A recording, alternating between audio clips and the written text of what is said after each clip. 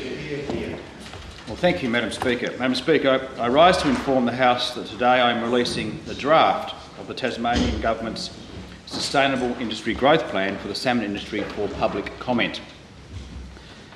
In February this year, I announced that the Government would develop a sustainable industry growth plan for the salmon industry to detail the Government's vision and priorities for the industry and provide the community with the surety on the way forward for an industry that is vitally important to Tasmania. The report from 2015 Senate inquiry into the regulation of finfish farming in Tasmania stated, and I quote, "The success of the finfish aquaculture industry is inextricably linked to the future economic prosperity of Tasmania." The Government wholeheartedly agrees with this statement, which is why the plan I'm releasing today is so important to ensuring that jobs, economic activity and contribution of the industry makes to the social fabric of our communities is maintained and strengthened.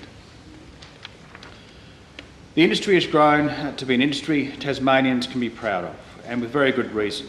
It has become a vital part of our economy and our community. From nothing, less than 35 years ago, it has grown to become by far our largest fishing and agricultural industry. By way of example, the gross value of the salmon in Tasmania is close to the equivalent of the beef sector and the dairy sector combined at around $730 million in 2016-17. It is sustaining around 5,200 jobs, many of which are in our regional areas where jobs are often scarce. Around 1,600 of those jobs are full-time equivalent jobs directly with the three major salmon companies. These jobs belong to more than 1,600 people, from divers to finfish feeders to hatchery technicians, farm hands, managers, administration staff and tradespeople. Importantly for Tasmania, the industry is highly vertically integrated on island, with farming, processing and value adding undertaken here, and significant Tasmanian-based support industries from fish feed producers right through to boat manufacturers. Consumers all over Australia and around the world rightly regard Tasmanian salmon as a premium product. It's become integral to the strong food and beverage aspect of our Tasmanian brand. On a more personal local level, it's a product, as Tasmanians, we are proud to serve to our friends and family and especially visitors to Tasmania. The growth of the industry has created significant opportunity, particularly for those Tasmanians who are employed because of it. However, it has also created challenges. Even though those challenges have been met well over the past decades, both industry and the Government recognise that it's time to refresh our approach, including our regulatory systems, to make the industry and to take the industry to the next level. Because of this, the Hodgman Liberal Government has, in the past 18 months, developed and introduced the most substantial reforms to the regulation of the industry in at least 15 years. The changes have included important reforms to penalty and infringement notice provisions in the Marine Farming Planning Amendment Act of 2016, with demerit points consequently reformed by 2017 regulations. This means if companies do the wrong thing, they face heavy penalties or even a loss of licence to farm fish. From the 1st of July 2016, a transfer of responsibility for environmental regulation to the Environment Protection Authority Director under delegation has increased the independence of regulation, appropriately placing it at arm's length from both government and the industry. This year, Madam Speaker, we have already accepted all recommendations of the independent Marine Farm Review Panel in response to their assessment of salmon farming at Okehampton Bay. Announced the decision to ban finfish farming in the Mercury Passage outside the existing Okehampton Bay zone, developed the Finfish Farming Environmental Regulation Bill of 2017 to formalise EPA's role and other reforms, including the introduction of a new environmental licence and a process for creating finfish marine farming exclusion zones, and these will be introduced to Parliament very soon. We have also given Marine and Safety Tasmania a formal role in marine safety enforcement around salmon farms, and developed the major new Biosecurity Bill of 2017, including provision to approve industry biosecurity programs, and we've announced the far northwest and King Island as grow zones for potential expansion of the salmon industry. Yeah. Madam Speaker, the plan I'm releasing today foreshadows further legislative change, but sustainable growth needs more than legislation. This plan therefore includes a range of commitments that amount to a broad blueprint for growth based not only on encouraging investment and innovation by the industry, but also on firm, well-resourced, independent environmental regulation, clear policy directions, transparency of information, including clear direction on where salmon farming can and cannot occur around the state. As a government, we believe that there is overwhelming support for the further sustainable growth of the salmon industry, so long as it continues to provide excellent product and to minimise its environmental impacts through continuous improvement. And I believe this plan underpins that sensible approach. The government is the custodian of the public natural resources, and the industry relies on, and we take that responsibility very seriously. This draft plan represents a practical way we can work with industry and the community to create the right environment for sustainable growth. Madam Speaker, our vision is for the industry to continue to deliver increased, tangible benefits to Tasmania through sustainable growth, delivering more and better jobs and economic growth, especially in the regions, and acting as a driver of productivity and innovation in the state's economy. Remain an industry Tasmanians are proud of and have confidence in by increasing transparency and industry accountability for environmental management, and by the introduction of a clear and robust mechanism for expansion, and be the most environmentally sustainable salmon industry in the world by continuing to improve environmental performance through industry-driven innovation, coupled with appropriate environmental monitoring and regulation. Madam Speaker, in the draft plan, we have set out three essential elements to achieving this vision: maintaining public confidence in the salmon industry, improving the efficiency, effectiveness and transparency of the industry's environmental regulation and the effectiveness of its biosecurity systems, and supporting industry growth. Beneath these three elements, 17 different actions are outlined in the draft plan, and I would like to highlight them for the House now. The first is maintaining public confidence in the salmon industry. This government has committed to clearly indicating where salmon farming will and will not be undertaken in Tasmania's waterways. We have called these grow and no-grow zones, the first of which have already been announced in the Mercury Passage no-grow zone, and the far northwest in King Island as a grow zone. The draft plan includes a map that outlines the extension of these proposals around the state. It also demonstrates the commitment that expansion will be largely oceanic rather than estuarine. The plan extends a no-grow zone from the bottom of the Tasman Peninsula up the entire east coast of Tasmania and along the majority of the north coast. So, other than the small number of pre-existing leases, the entire east coast of Tasmania will be salmon farm free. This should reassure Tasmanians that the special nature of Tasmania's east coast will not be changed by fish farm expansion. The proposed zones have been determined by weighing up three important considerations: the advice of industry and government on where salmon farming is and isn't technically feasible, the advice of industry on where it sees opportunities for sustainable growth, and listening to public concerns about where salmon farming should and should not occur. Importantly, Madam Speaker, grow zones are divided into two categories: those that we know where industry is already actively exploring, and those we believe there may be future potential. The plan also includes a predominantly industry-led analysis of existing estuarine farming areas with a view to strengthening biosecurity. A key action of the plan is a competitive tender system to be applied to new water. It will allow the government to set the expectation through criteria for the access to a public resource. The successful tenderer will have the opportunity to test the suitability of the new water, and then, if they find it viable to farm, will have a clear preference in the future application of the planning, leasing and licensing processes, which will be largely unchanged. Importantly, commitments made during a tender process, if successful, will be embedded into planning and operations.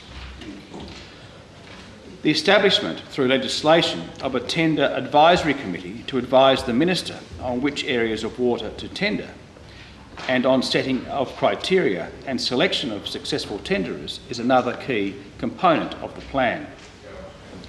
Madam Speaker, Macquarie Harbour receives special attention in the plan also, with a commitment by government to bring all parties together to reach an agreement on sustainable farming in the harbour by June 2018. And we are also committing to a new zero-tolerance approach to marine debris, including a greater compliance and accountability and a larger role for Marine and Safety Tasmania. We will also, for the first time, undertake an industry benchmarking exercise that summarises Tasmania's performance in salmon farming in comparison to international performance. We believe this is crucial in continuing to strive for and assess ourselves as world's best. The next element of the plan is around improving the efficiency, effectiveness and transparency of the industry's environmental regulation and the effectiveness of its biosecurity systems. This includes the establishment of a new finfish farming compliance and monitoring unit in the Environment Protection Authority. It will be funded by the industry and ensure that the EPA is able to keep up with industry expansion and to oversee the company's monitoring practices and environmental performance. Importantly, this plan does not remove the onus from companies to undertake environmental monitoring. We recognise the significant investments in technology, people and skills the industry has made in this regard, and we want to maintain that and add additional oversight through the new EPA unit. Officers in the new unit will observe and monitor the practices of industry, but they will also have a compliance role and be authorised to issue infringement notices, potentially resulting in demerit points, fines or loss of licence. This is complemented by a second action to require more environmental information and more real-time monitoring, and to make that information publicly accessible to the greatest extent possible through a portal independently hosted by the Institute for Marine and Antarctic Studies. Importantly, Madam Speaker, these improvements will be on top of the actions already taken to tighten regulation. An important commitment is to update the biosecurity program the industry and the Department of Prime Industries, Parks, Water and Environment jointly developed in 2014. It is due for review, and the need for constant vigilance and good practice in relation to biosecurity is recognised by all involved in the industry as a top priority. Other actions under this heading refer to encouraging research and development into technologies to reduce the environmental impact of the industry, and a commitment to maintain and upgrade, as necessary, the state's key fish health and biosecurity assets, such as the Aquatic Animal Health and Vaccine Centre of Excellence at Mount Pleasant. The third key element is supporting industry growth. The government cannot directly drive growth. Instead, the government's role is to create the right environment for that growth to occur. Quite simply, the government supports the industry's growth as long as it operates to the high standards and expectations outlined in the draft plan.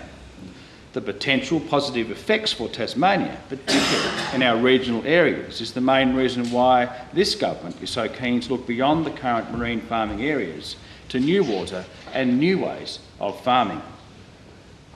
The identified ways to encourage growth are, first, ongoing support for the industry's research, development and innovation work so it can keep up with overseas competitors, as well as meet new operating challenges such as farming further offshore.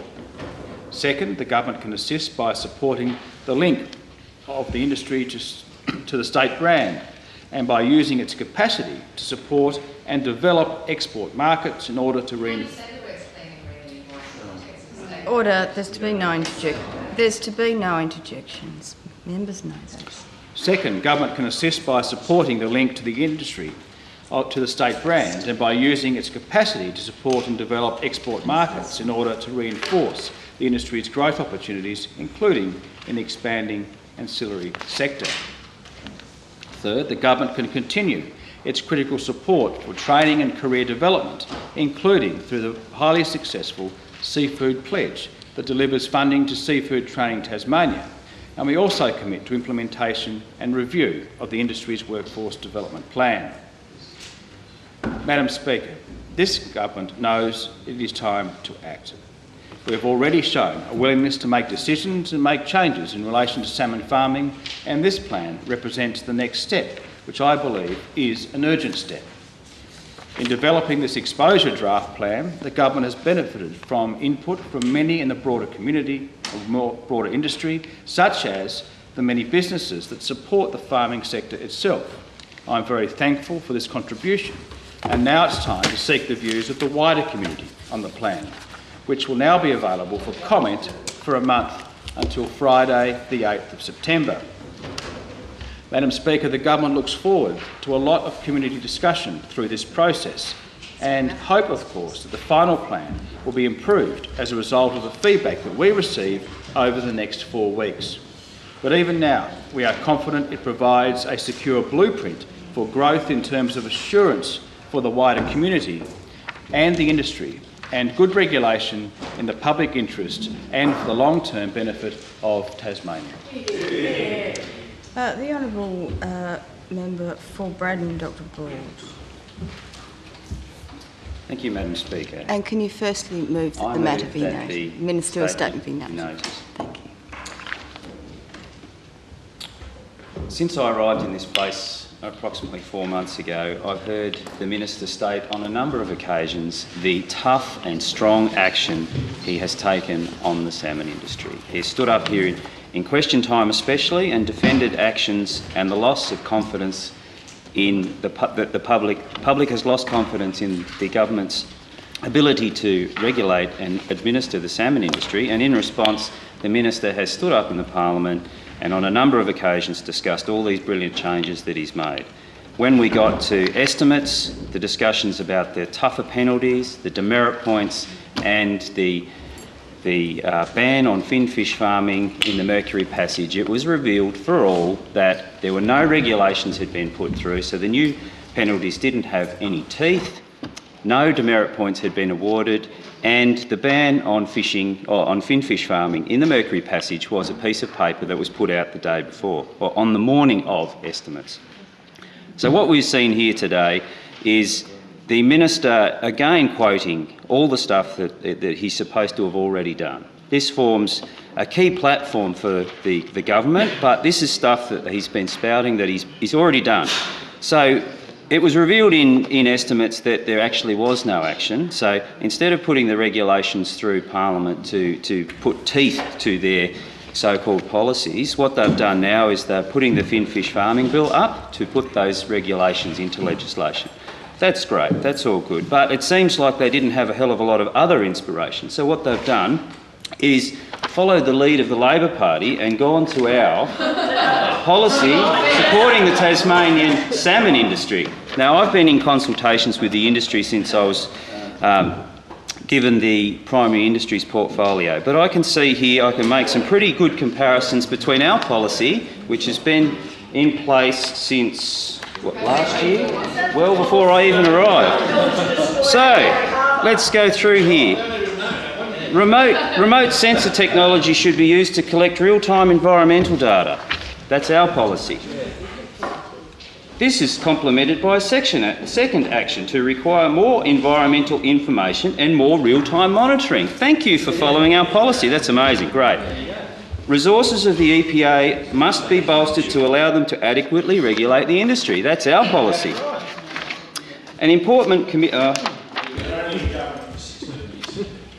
This includes, and the Minister talked about him bolstering the EPA's resources by establishing a new finfish farming compliance unit. That's great, that's our policy, that's fantastic. We really appreciate you following our lead. And so on it goes. Labor will develop a plan for the future growth of the industry in association with all marine users to fully understand the value of aquaculture sector in Tasmania. That sounds a lot like these no-grow zones. That's our plan too. Labor will use international best practice to inform the development of a robust biosecurity management plan. In your policy, an important commitment is to update the biosecurity program. The Department Primary Industries is due for review. Constant vigilance and good practice in relation to biosecurity is recognised by all. But it sounds a hell of a lot like our policy as well, so thanks for following our lead. We really appreciate it. So here we go. You right there? Yeah, support it. Support it. We support. Yeah, what we say, we're leading the way. Of course, we support our own policy. You're largely adopting our policy, so that's fantastic. We're a strong supporter of the salmon industry. We support a strong and well-regulated salmon industry. In fact, Labor facilitated and oversaw the growth of the salmon industry to one of Tasmania's largest and most important industries, and it's fantastic that experience, that time in government that we had developing the salmon industry, now has resulted in the knowledge that we have in developing our own salmon industry policy that you're following. So thank you. Follow us. That's great. So we appreciate that, and of course we support it. We also welcome the zero tolerance approach to marine debris. That is a good move. Thank you for that. That's great. Shay, you're going to take any advice from you? Take advice from you. Get Sean Ford to put So we're very happy that you're following our lead. Look, you're actually eating into your own members' time when you do that. Yeah, they're not. And it shows disrespect for the entire House. Member will resume. So Labor's policy will continue to support jobs in the salmon industry and support the companies to allow them to grow sustainably. But what we need is the public to regain confidence in regulation of the salmon industry. And how can they have confidence? After all, the Minister has been standing up in Parliament talking about the changes he has made. I have made, he has said on numerous occasions, I have made these changes. Well, he hasn't, because the legislation hasn't passed, the regulations haven't been enforced, and this is the reaction to that. We support a strong, well-regulated salmon industry, and thanks for adopting our policies. We support largely the actions that you've detailed here because they're our actions. It's our policy. So, 16 years we oversaw a well-regulated salmon industry. It's only since you guys got into government that these troubles have started. So, Order. 3 short years. Where's it gone? Where's it gone? What's your record like? So, you know, we're very grateful of you following our lead. That's a great idea. And we'll have more to say about this too. There's some things here I think that you need to actually work on. It's not a complete package here, and we'll be discussing our additional measures later on. So thanks very much. Like the Labor policy is a strong policy. Like I said, good enough. C+. Yeah, we'll give you a pass mark on some of it, but like it's almost like you've gone to our policy and you've actually lifted large sections. And I'd really love. There's a little when you do a university assignment, there's this thing called Turn It In, where you submit your assignment and you can compare it to a previous work, and maybe we should do that with this because it looks like large sections have been lifted and just reworded slightly. So I think that might be one for the public to look at. But ideas like remote sensor technology and that sort of those sorts of developments, that our policy, that's actually very good. It highlights the technology that institutes like IMAS are developing. We have a lot of confidence in IMAS, and it's great to see that in this policy you're also recognising the benefit of having that time for debate. Real-time The Honourable Member for Franklin, Ms Woodruff. Order.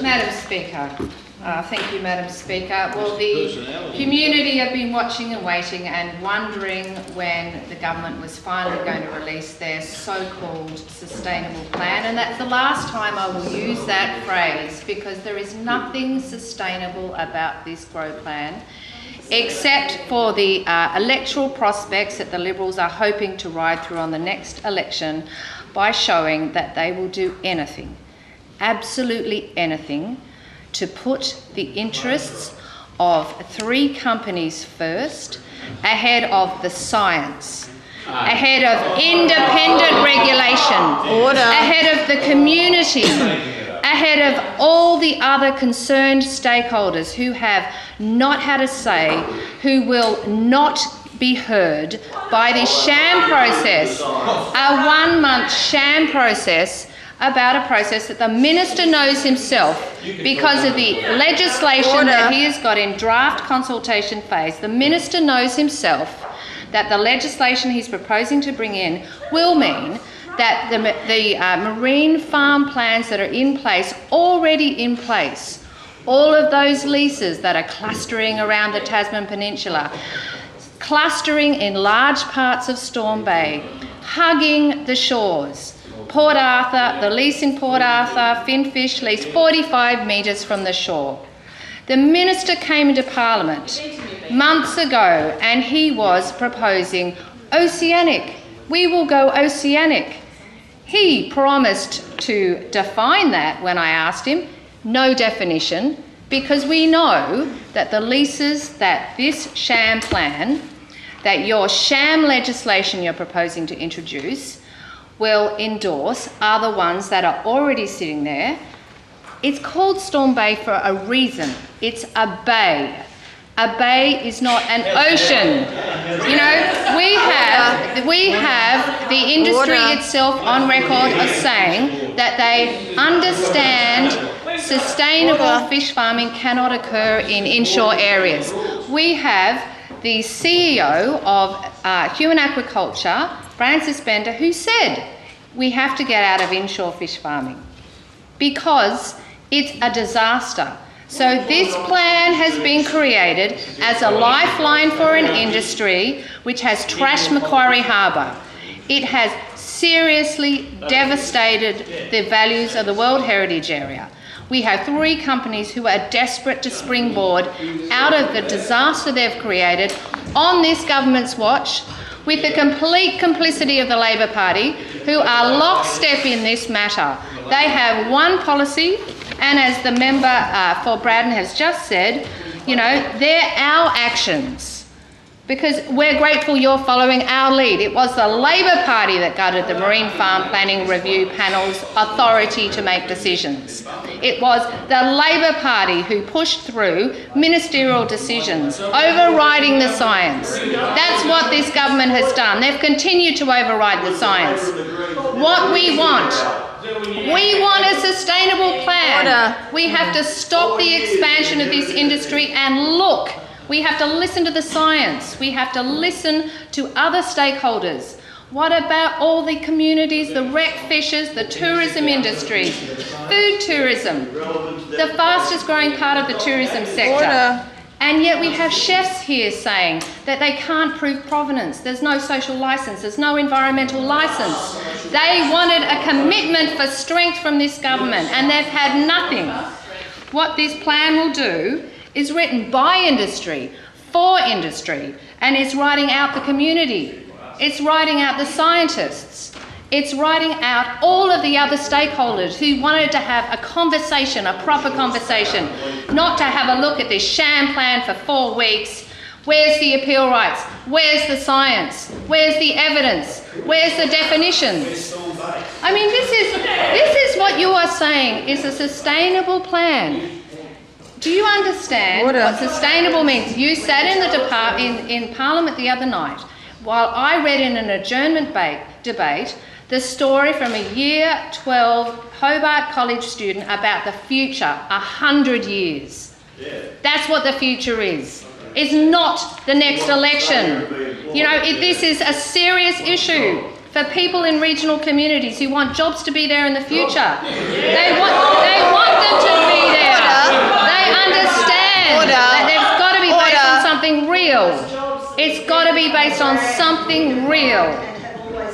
The brand, you can't even have the guts to use the words clean and green anymore. It's the state brand. What is the state brand? It's based on something real. Authenticity. People are crying out for that, not corrupted processes. This is a corrupt process. If you want transparency, give us the minutes from the Marine Farm Planning Panel. You've refused to release them. What were the decisions you used to make the approval for Okehampton Bay? You still refuse to release them. We have to go to the Ombudsman now because you will not release panel minutes.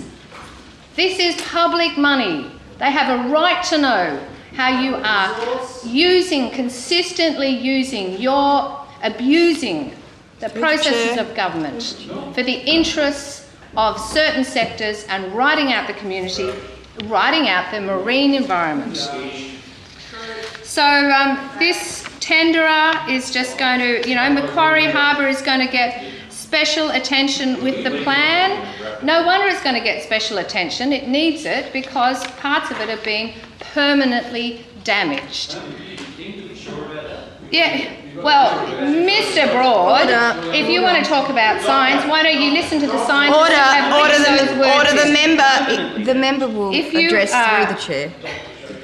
No, this exposure draft plan will be much read and there will be just the most incredible amount of sadness from people on the East Coast and just the incredible cynicism that you say there's nothing on the East Coast and yet you allow Okehampton Bay to continue. The member will resume her seat.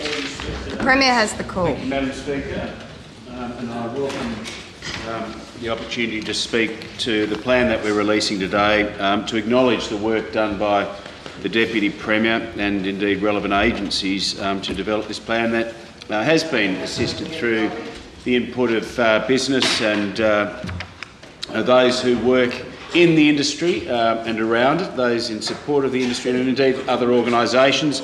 It has been extensively consulted and it will be available for further feedback from the broader community as this is indeed a draft plan, Madam Speaker. So for anyone who does want to object or appeal against its provisions, they are not prevented from doing so. Madam Speaker, I do want to say as well that, quite seriously, that demonstrates that we are listening to the community. We are consulting. We do accept that there are divergent views and there is a concerted campaign by the Greens and by environmental groups to capitalise on those views. And on a point of order, the Honourable Leader of Opposition Business. No, I'm not. I'm reading this. I'm not quoting from the policy at all. Order. I'm taking a point of order.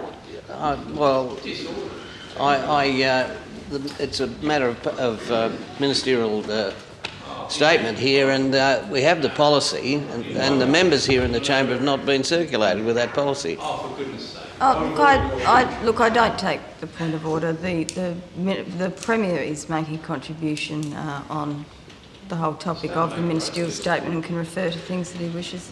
The Honourable Premier may resume. Thank you, Madam Speaker. Then we won't have frivolous points of order. Interjection, and to be clear, I'm not quoting from the plan. I'm making a speech in support of the plan that's going to be released later today, as the Minister, the Deputy Premier, has said. So it's a matter of the media, and you won't give it to us because you have to give it to the media. Well, here we go. Here are the very mixed messages that we get from the opposition as to whether or not they are truly supporting what we are seeking to do, or whether they are trying to muddy the waters. And that's precisely what we believe is happening here, Madam Speaker. I'll get to that in just a moment.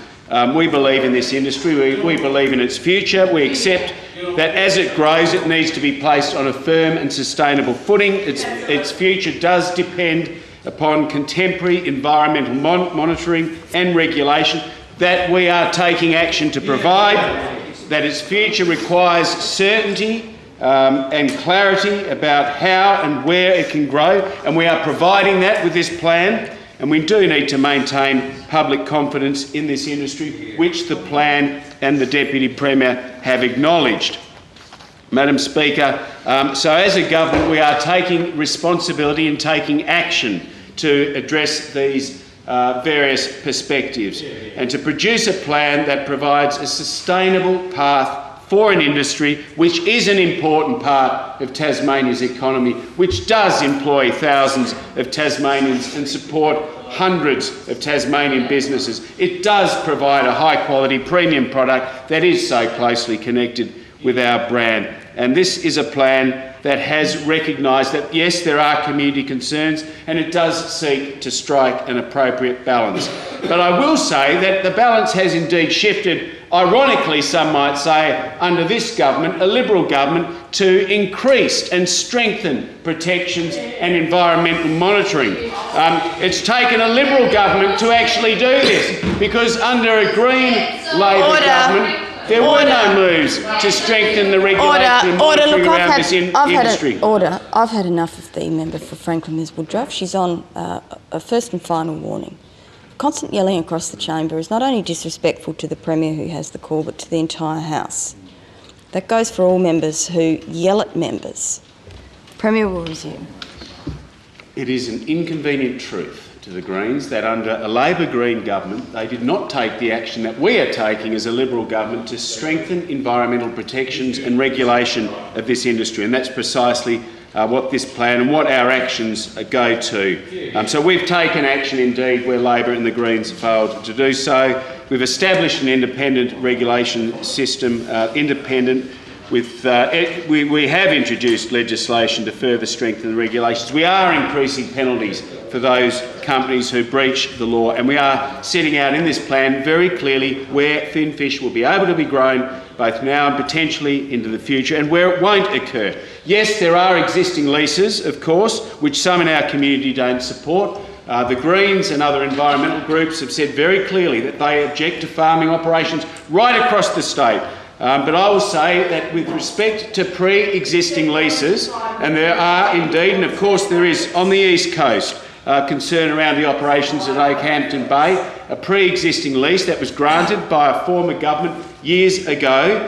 We are a government that takes very seriously the importance of honouring licences given to Tasmanian businesses and do not suddenly rip them away for political reason. But as I say, this plan, and indeed very clearly in the map that will be provided with the plan, sets out where we believe fishing can and should occur and where it can't. And it will indeed, other than the pre-existing lease at Okehampton and the others that the Minister has referred to, leave the entire east coast of Tasmania salmon farm free.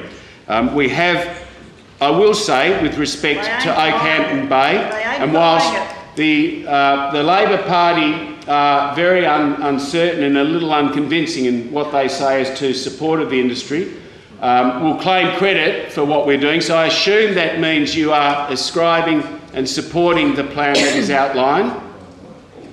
And I assume it also means, well, let's get a little closer to the matter at heart. Where is it? Does the Labor Party support Tassal's operations at Okehampton Bay? Right, okay. So you've made, you're stating categorically today in this place that you are firmly supportive of Tassal's operations. The honourable member, thankfully we've cleared that matter up because it has expired. been very, very unclear now. The honourable Leader of the Opposition. Thank you, Madam Speaker. I rise to make a statement and to address the Premier's question that he asked last before he sat down. The Labor Party is a very strong supporter of a well-regulated, sustainable salmon industry, and we gave support to the Okehampton lease after it had received approval from the panel, after the Minister made his statement. I don't know why you have failed to pick up on that, because at the time we gave our commitment to support the process. We gave our commitment to support the process, and we support Okehampton because, because, Madam Speaker, the salmon industry is incredibly important for the Tasmanian economy. It's incredibly important for regional communities around Tasmania. Madam Speaker, what the Labor Party has developed in the policy we released many months ago now, which has been adopted by the Liberal Party, and we're pleased to see that, and Dr Broad pointed out a number of the elements that you've just directly lifted from our policy and implemented in your own plan. So of course we support those things. Madam Speaker, that policy position was consulted with industry, it was consulted with the peak bodies, it was consulted with the environmental groups to understand exactly what could be developed for Tasmania's salmon industry that would have strong community support and ensure that we continue to maintain a strong sustainable salmon industry in this state that had the regulations in place that could continue to provide community with the confidence that the salmon industry could continue to operate here well, provide jobs in those regional communities and make sure that the salmon industry in Tasmania could continue to be an industry we are proud of. The world needs protein. Salmon provides a fantastic source of protein, a source of protein that can be provided at a much less carbon-intensive requirement than on land farming operations, and it also protects against farming of wild stock, the fish in our oceans from being depleted, because we are farming fish to meet the protein requirements of the world. This is an industry that Tasmania should be incredibly proud of, because it provides jobs here and it also feeds the world. 80% of the fish that's grown in Tasmania is supplying domestic markets, but there are export markets as well that Tasmanian companies are delivering into, and we need to be able to support the industry to continue to grow, to meet the demand in the market, and to do that sustainably so it doesn't have a negative impact on the environment. The Labor Party has consistently said that we need to have transparency around the decisions that are made, and we need to have independence with respect to how those decisions are made. And that is why we've called for increased resourcing of the EPA, we've called for real-time monitoring, we've called for the Institute of Marine and Antarctic Studies to have a much deeper role in how that data is analysed and how that information is then shared publicly. Because the community wants to understand how decisions are arrived at, and they want to have confidence that those decisions have been reached independently. I look forward to seeing the plan that the Minister's launching later today. In the ministerial statement, he has reflected on a lot of the things that are in that plan, but I'm sure there's more to it. There's a period of consultation that the community would be encouraged to participate in, because we need them. Well, the Labor Party is already participating in the process, Mr Hitting. We've put out our policy for consultation. It's been available for months, and we're pleased that you've adopted some of those elements. There can be no question of the Labor Party's support for the salmon industry. I personally have been out and been down the Huon and Channel. I've been out at New Bena. I've been out at Macquarie Harbour on vessels with those companies, looking at their salmon leases. Yeah, you're in Tribunal rubbishing the industry on TV. I have never rubbished the salmon industry, and I spend a lot of time in Tribunal. It's my electorate, Madam Speaker. I routinely meet with members of the community, members of the industry, to understand how the Labor Party can make sure that we support a sustainable salmon industry that is well regulated and has the confidence of the community. So should the government. You should not be making a political spectacle out of this. Minister Ferguson, you are no one to speak. You are no one to speak on this.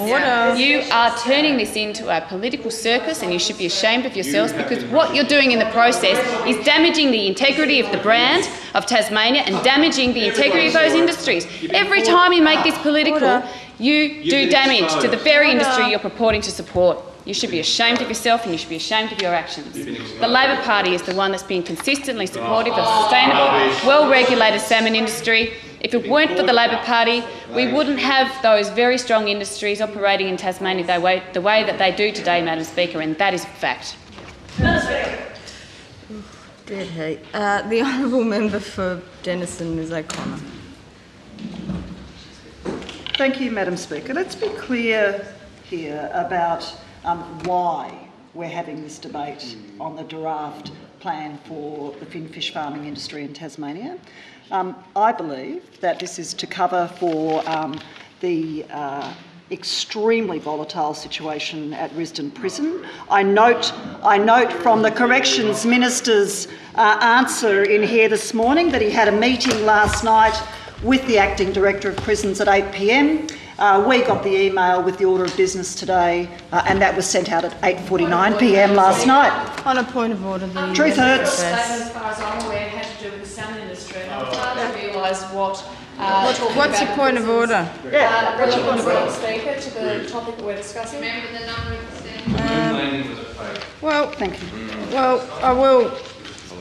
Relevance is an issue here, but I'm sure the member is getting to her point. Thank you for your guidance, Madam Speaker.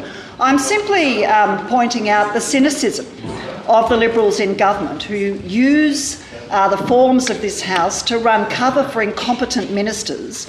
So they know that by releasing the draft salmon farming expansion plan today, that that is likely to become the story of the day, so they can run cover for their hopeless corrections minister and their policies which are filling up our prisons and creating a powder keg in the prison system, Madam Speaker. So, Madam Speaker, Ms Woodruff gave a very precise and damning assessment of the situation here. And the fact of the matter is, Madam Speaker, that no one on the East Coast who is concerned about 800,000 salmon going into Okehampton Bay is going to be persuaded by this cynical plan.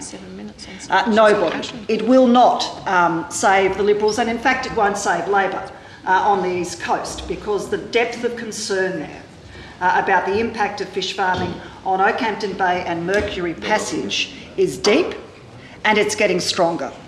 And people who live there and people all over Tasmania who are concerned about the rapid expansion of this industry will not buy this plan. They will not. And it's all very well to say there'll be no other fish farming on the east coast of Tasmania, but the horse is bolted if you're letting 800,000 fish into Okehampton Bay, because Okehampton Bay is part of Mercury Passage, and the impact on Mercury Passage will be significant. Will be significant, Madam Speaker. Now, Madam Speaker, I want to draw the House's attention to what's happening in some other parts of the world where rapid fish farm expansion, poorly regulated, has had a devastating impact on the marine environment, but also on wild fisheries and then on the industry itself.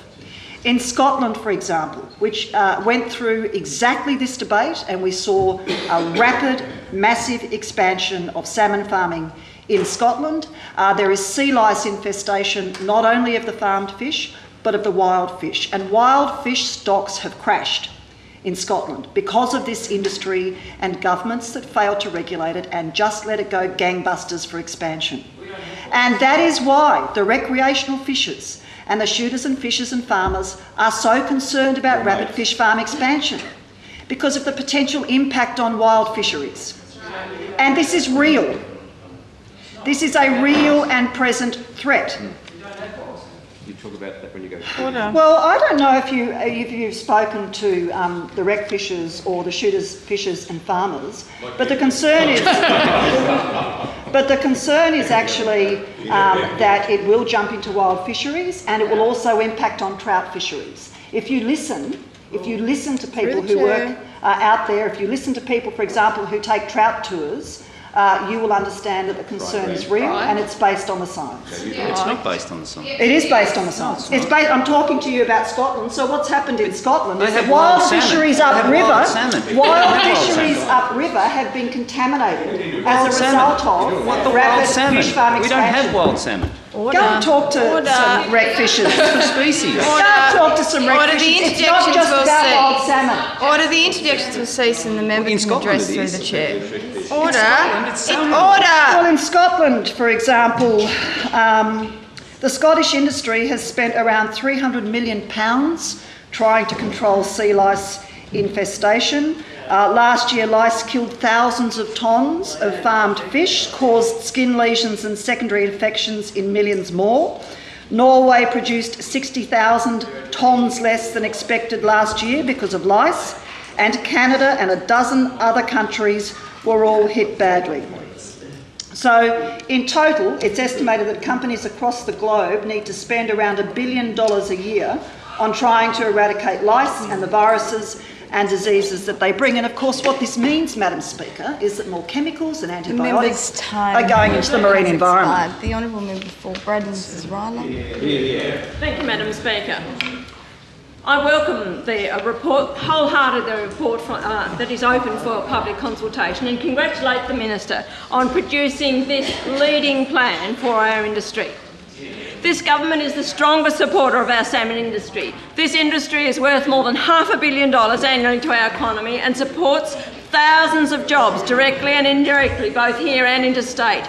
We support Tasmanian jobs for Tasmanian families and Tasmanian businesses, and doing everything we can to create a growing and sustainable natural advantage which we have in our extensive coastline. It was stunning to watch the Leader of the Opposition being unable to speak for the salmon industry for 7 minutes. This is a pattern we're seeing more and more. Unable to stand up for our key industries, our important industries, the things that will drive regional economies. So why are we so committed to supporting sustainable growth through stronger environmental regulation and legislation and the development of a sustainable salmon industry growth plan? Well, from a global perspective, there's some very real reasons.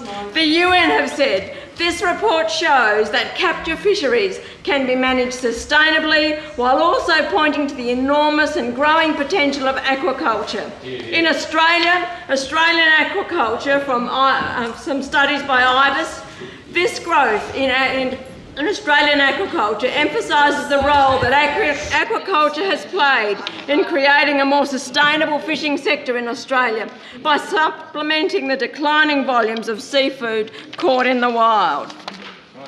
We are supporting sustainable growth through stronger environmental regulation here in Tasmania and legislation and the development of this plan.